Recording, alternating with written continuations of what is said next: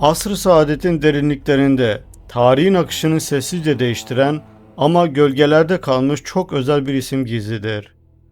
Medine'nin tozlu sokaklarında insanlığın kaderinin yeniden yazıldığı o çağda iradesi çelikten daha güçlü, kalbi sadakatle mühürlenmiş bir kadın yaşıyordu. O sıradan bir isim değildi. O adalet denince titreyen zeminlerin, Bizans'ı ve Sasanileri sarsan II. Halife Hazreti Ömer'in kızıydı.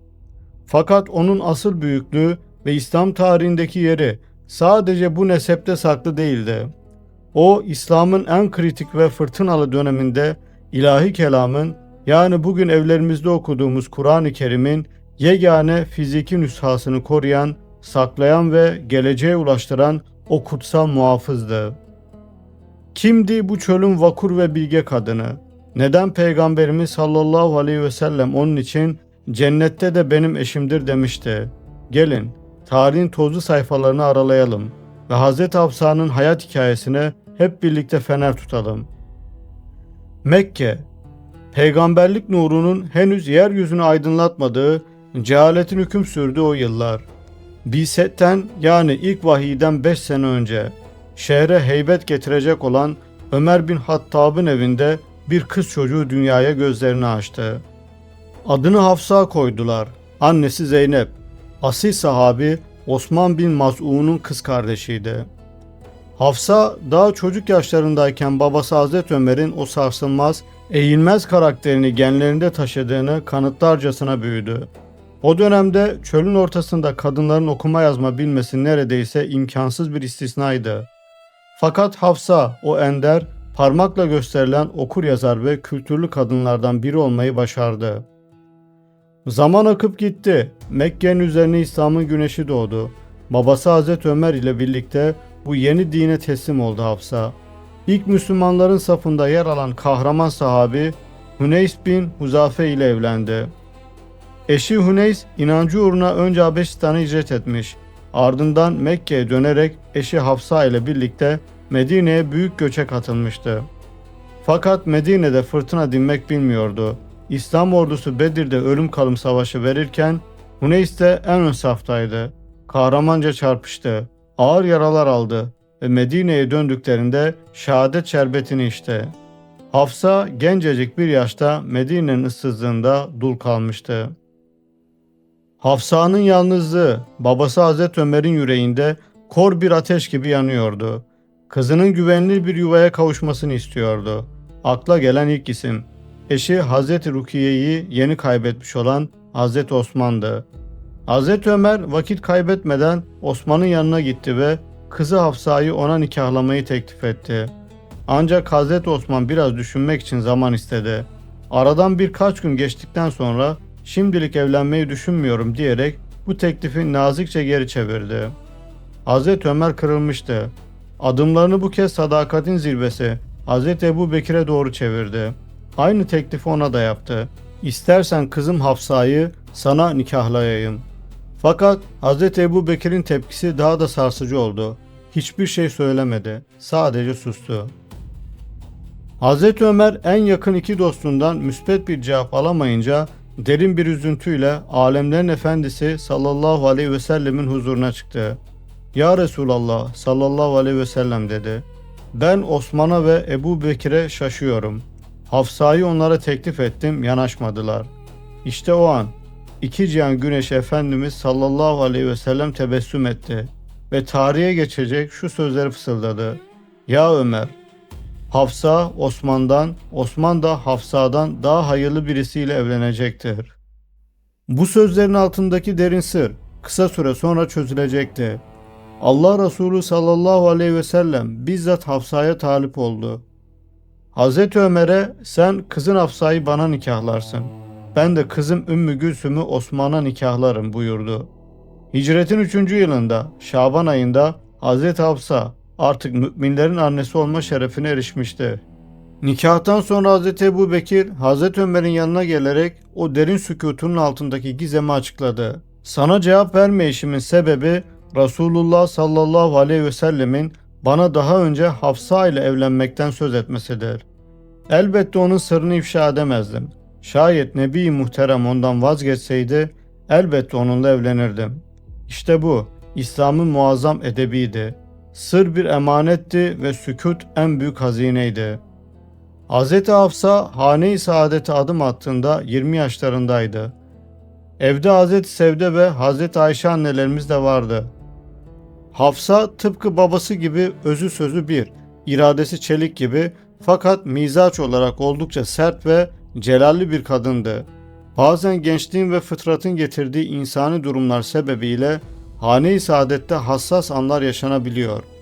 Hafsa dobralığı sebebiyle Allah Resulü sallallahu aleyhi ve selleme karşılık verebiliyordu.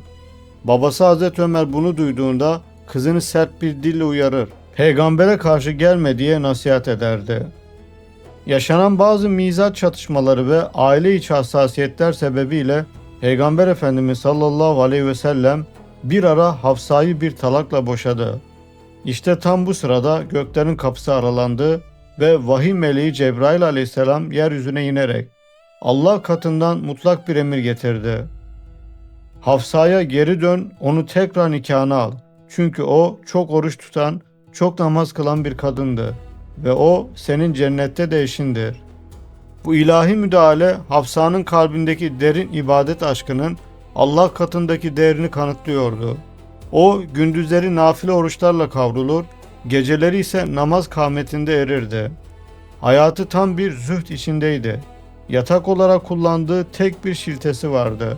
Yazın altına serer, kışın yarısını altına serip yarısını üstüne örterdi. Evinde günlerce sıcak aş pişmezdi ama o bu yokluğun içinde hep şükretti.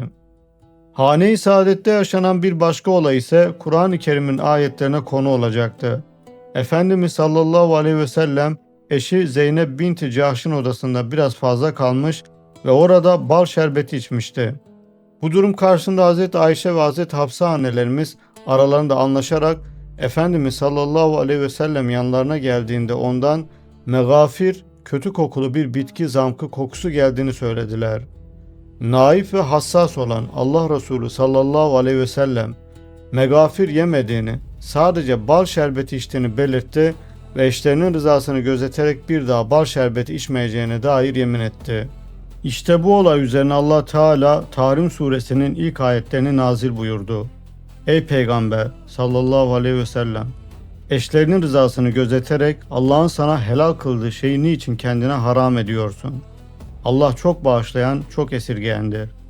Bu süreçte Peygamber Efendimiz sallallahu aleyhi ve sellem eşlerine eğitmek ve onlara dünya hayatının geçiciliğini hatırlatmak amacıyla bir ay boyunca ila yaparak uzlete, yani tek başına bir odaya çekildi. Ashab arasında Resulullah sallallahu aleyhi ve sellem hanımlarını boşadı şayiası yayıldı. Bunu duyan Hazreti Ömer büyük bir endişeyle Efendimiz sallallahu aleyhi ve sellemin yanına çıktı. Kızının hatasından korkuyordu. Efendimiz sallallahu aleyhi ve sellemin huzuruna girip durumu öğrendiğinde ve Efendimiz sallallahu aleyhi ve sellemin hanımlarını boşamadığını, sadece uzlete çekildiğini bizzat ondan duyduğunda Medine rahat bir nefes aldı. Hazreti Ömer kızı Hafsa'ya giderek bir daha asla Allah Resulü sallallahu aleyhi ve sellemini üzecek bir talepte bulunmaması konusunda kesin bir dille uyarılarda bulundu. Ancak Hazreti Hafsa'nın İslam tarihindeki en büyük, en hayati rolü Peygamber Efendimiz sallallahu aleyhi ve sellemin Dar-ı Bekaya irtihalinden sonra başlayacaktı. Hazreti Ebu Bekir döneminde Yemame savaşlarında birçok hafızın şehit düşmesi üzerine Kur'an ayetlerinin kaybolma tehlikesi baş gösterdi. Hazreti Ömer'in teşviki ve Hazreti Ebu Bekir'in emriyle Zeyd bin Sabit başkanlığındaki bir heyet Kur'an ayetlerini büyük bir titizlikle bir araya getirerek tek bir mushaf haline getirdi. Bu yeryüzündeki tek ve en kutsal orijinal nüshaydı. Bu kutsal emanet Hz. Ebu Bekir'in vefatından sonra 2. halife Hz. Ömer'e geçti. Nihayet Hz. Ömer bir camide hançerlenip şehadet döşeğine düştüğünde İslam devletinin geleceğini ve en büyük hazinesini kime emanet edeceğini çok iyi biliyordu. O koca bir ümmetin kaderi olan vahyin asıl ana nüshasını kızı Hazreti Hafsa'ya teslim etti. Düşünün, İslam dünyasının en kritik dönemi, fitnelerin yavaş yavaş filizlendiği o yıllarda Kur'an-ı Kerim'in yegane fiziki varlığı bilge bir kadının odasında onun muhafazası altında korunuyordu. Hz. Osman halife olduğunda İslam coğrafyasının dört bir yanından gelen farklı okuyuşları önlemek ve Kur'an'ı tek bir lehçede çoğaltmak istediğinde Hz. Hafsa'nın kapısını çaldı. Hz. Hafsa odasında gözü gibi baktığı, adeta hayatına adadığı o kutsal sayfaları Hz. Osman'a çoğaltılması şartıyla emanet verdi. O orijinal nüshadan çoğaltılan mushaflar dünyanın dört bir yanına gönderildi. Emanet görevini başarıyla tamamlayan Hz. Hafsa, orijinal nüshayı tekrar teslim alarak vefatına kadar onu korumaya devam etti. Eğer bugün elimizde eksiksiz tek bir harfi bile değişmemiş bir Kur'an-ı Kerim varsa, bunda Hz. Hafsa'nın o sarsılmaz muhafızlığının payı büyüktür. Hz. Hafsa sadece bir eş, sadece bir evlat değildi. Aynı zamanda 60'a yakın hadis-i şerif rivayet eden büyük bir ilim otoritesiydi. Peygamber Efendimiz sallallahu aleyhi ve sellemin en ince sünnetlerini ümmete aktaran sarsılmaz bir köprüydü. Onun rivayet ettiği hadislerden biri adeta kendi hayatının da özeti gibiydi. Resulullah sallallahu aleyhi ve sellem yatağına girdiğinde sağ elini başının altına koyar ve şöyle dua ederdi. Ya Rabbi, kullarını dirilttiğin gün beni azabından koru. Bunu 3 defa tekrar ederdi. Hicretin 45. yılı geldiğinde Hz. Muaviye'nin hilafeti döneminde 60 yaşında bir çınar gibi yapraklarını döktü Hafsa annemiz. Cenaze namazını Medine valisi Mervan bin Hakem kıldırdı.